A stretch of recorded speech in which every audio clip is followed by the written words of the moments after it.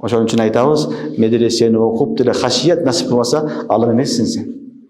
Илимден негизги максат хашиятуллах, Алладан коркуу. Алладан коркуу. Албетте медресе окуган адамды бул бир фандын махыры дешибиз мүмкүн.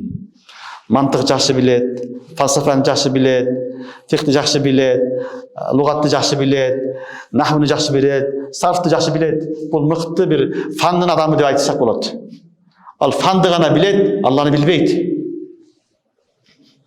Фан менен кошо Алланы таанып, Алладан корксо ушул алым. Ушул алым. Ошон үчүн бул аятты окуп алып эле көп оңгандын, сүйүнгөндүн кажети жок, коркуу керек балким. Алладан хашия сураш керек. Аллахумма инна насалука мин хашиятика ма тахулу бихи байнана ва байна маасиятик. Деген пайгамбарыбыз васы бар саллаллаху алейхи вассалам. Ошон үчүн кимге медресе менен окуп, фан менен кошо Алланы коркуу, Алланы таанып кеткен болсо, иншалла ал талиб илим ушул аятка мистак болот иншалла. Анан фан жаттап кеткен болсо, бакырса жакшы бакырат, жакшы сүйлөйт, жакшы таркип кылат, жакшы сөздөр айтат, кыйын. Бирок Алладан хашияты жок болсо, анда эчтеке жок. Анда эчтеке жок. Анда окуган медреседен бизге эч бир пайда жок. Бул жерде биз фан окуганы келген эмеспиз тургандар. Фан окуйдуган жер толтура барып окуй бергиле. Толтура фан. Арабтарга барсаң башка окута берет. Грамматикасын окутат, нахвысын, сарфын, фалсафасын баарын окутат. Бирок бүгүнкү күндө Алладан коркуу деген нерсе жогуп кетти. Алладан коркуу деген нерсе жогуп кетти. Бул Кур'ан сабагыбызда негизги максат да Алланы таанып, Алланы коркуу.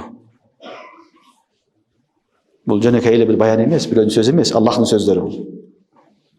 Уландан Кур'анга жакындап, Алланы таанып, Алладан коркуу ошол.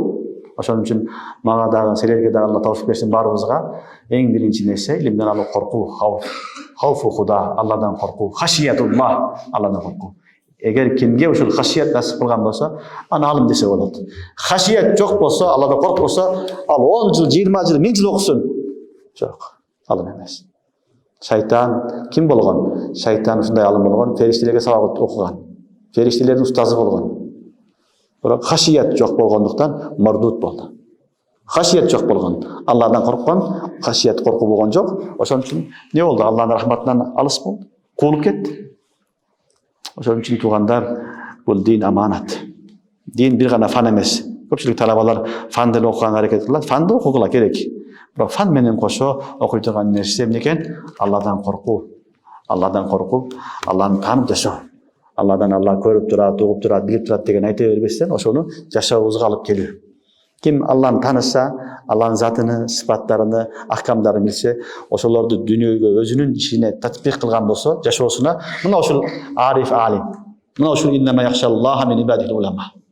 Ал эми бүт бардыгын окуп алдым деп мактанса, 10 жыл окудум, 20 жыл окудум десе, бирок жашоосунда сүннөт жок болсо, жашоосунда дин жок болсо, анда хашият жок. Ал иннама яхшаллаха мин ибадихил улама деген кирбейт.